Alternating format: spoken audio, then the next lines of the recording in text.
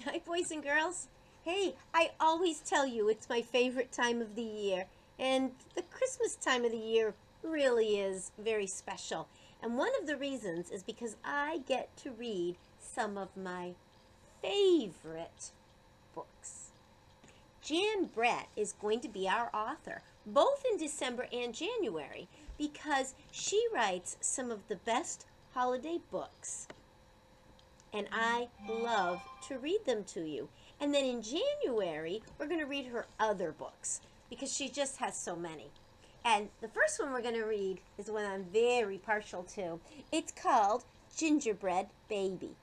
Now, I don't know if there's a picture of her in this book because it's a paperback book.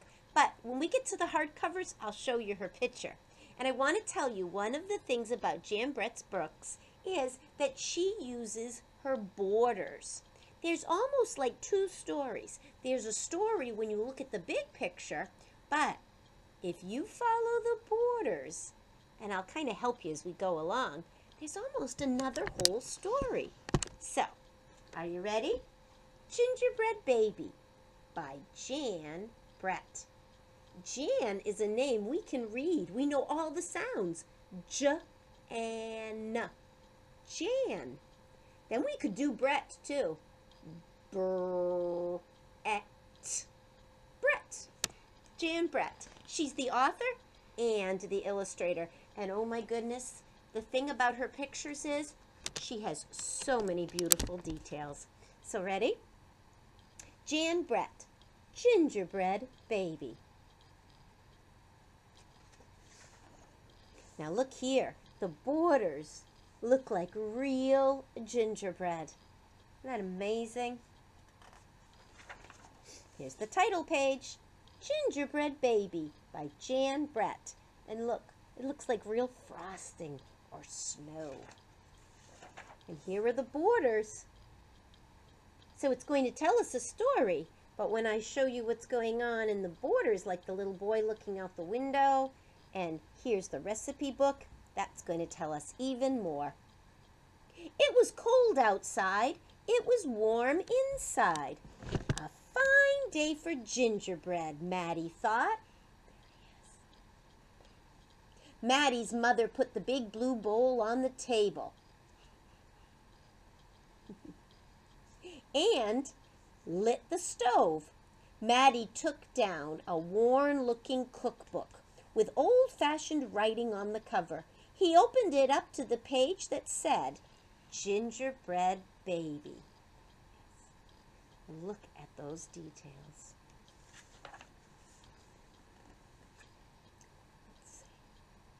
They measured and mixed. Maddie rolled the dough into the shape of a gingerbread boy, and they popped him in the oven. Bake a full 8 minutes, no more, no less. Do not peek, the recipe said. Maddie listened to the clock. Tick, tock, tick. 1 minute, 2 minutes, 3 minutes, 4, 5. Maddie couldn't wait any longer. He opened the oven door to take a peek. Instead of a gingerbread boy, out jumped a gingerbread baby. He pranced around the big blue bowl. I am the gingerbread baby, fresh from the pan. If you want me, catch me if you can.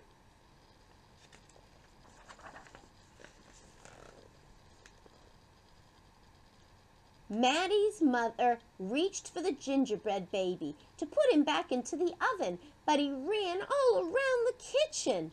The door opened, and in came Maddie's father. What's that delicious smell? He asked, as the gingerbread baby tumbled through his legs and outside into the yard.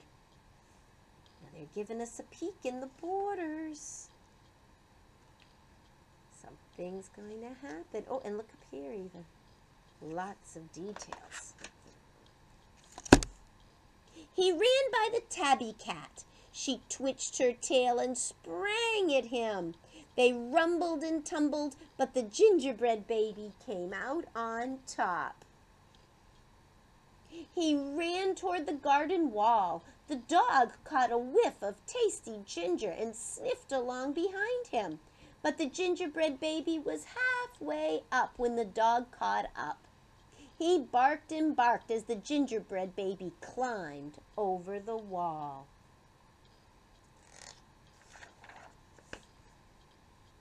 Matty was still inside. He heard his mother and father yelling. He heard the cat meowing and the dog barking, and he heard the gingerbread baby shouting, "Catch me if you can." Matty opened up the worn-looking cookbook for the second time. Meanwhile, the gingerbread baby wheeled on down the path and into the barn. The goats looked up as he somersaulted across their backs. The last one tried to catch him, but the gingerbread baby was too fast. Now see in the border? It shows what's going on in the house while this is happening outside. Martha and Madeline were standing by the well when the gingerbread baby stopped to take a drink. They looked at each other and winked. Martha started to talk to him while Madeline tiptoed up behind him with the bucket. But they couldn't fool that gingerbread baby.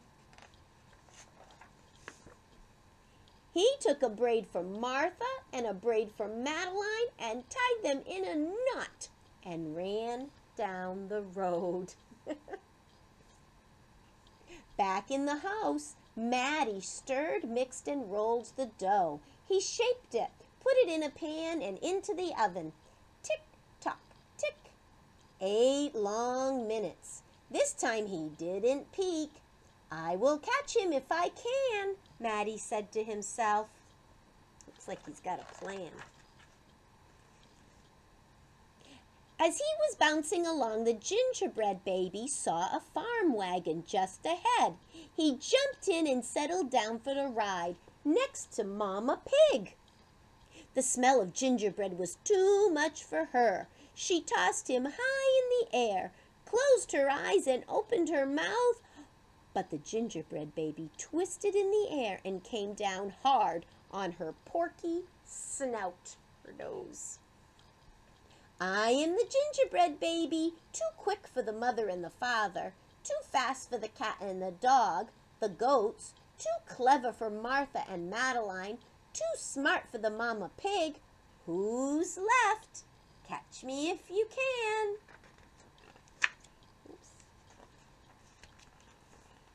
Oops, see the border? Matty is very busy. Feeling smug, the gingerbread baby strolled along by himself until he came to a bridge that crossed over to the village. Just as he got to the middle, he heard running feet behind him and saw a crowd of villagers ahead of him. The gingerbread baby was trapped. He jumped up onto the railing, back-flipped through the air, and landed on a chunk of ice floating down the river. The ice bobbed along with the gingerbread baby dancing on top, singing in a very loud voice. "Look at me, and what do you see? The best gingerbread baby ever." Until his feet got cold and he jumped ashore. Who was watching from the trees? It was the fox. He crept up behind the gingerbread baby, ready to eat him. But the fox couldn't help himself, and he licked his chops. Smack, smack! The gingerbread baby heard him and ran as fast as he could. See the borders? Matty is so busy. But they don't know what he's doing, and he doesn't know what they're doing. But we get to know everything. Just when the fox was catching up, the gingerbread baby saw the milk and cheese man with his can of milk. The perfect hiding place, he thought. See him in there? want a milk? He lifted the lid and lowered himself inside. He was so pleased that he sang at the top of his gingerbread voice. Ha ha hee hee, you'll never catch me. I'm the gingerbread baby. Catch me if you can. The milk and cheese man heard the gingerbread baby's voice. Who is meddling with my milk? He shouted and lifted the lid. But the gingerbread baby was ready. He jumped up and tweaked his nose. Now the milk and cheese man, the fox, the villagers, the mama pig, Martha and Madeline, the bleating goats, the barking dog, the meowing cat, the father and the mother were all after the gingerbread baby and getting closer, and he knew it. The brash baby was not as peppy and proud as he had been. He sniffed a familiar smell and followed his nose into the woods. He couldn't believe what he saw. There in the middle of a clearing was a gingerbread house, frosted with sugar, covered with candy, and doors with peppermint handles open wide. The gingerbread baby clapped his hands with glee and ran inside. In a tick-tock-tick, everyone arrived in the clearing, but all they found were a few bits of frosting and a peppermint candy and some crumbs. The father exclaimed, "The gingerbread baby has finally met his match." "I wonder who it was," the mother said. "Let's go home and tell Maddie." "Hello, Maddie," his father said when they got home. "We never did catch that gingerbread baby. All we found were some crumbs in the snow." "I see you have been busy," his mother said, looking at the gingerbread house Maddie was holding. "Too bad we never caught that gingerbread baby." "Too bad," said Maddie. Only Maddie could hear the tiny voice from inside the gingerbread house. "I'm the gingerbread baby, lucky as can be, to be living in the house that Maddie made for me." That was a long story. We'll talk about it later. Bye.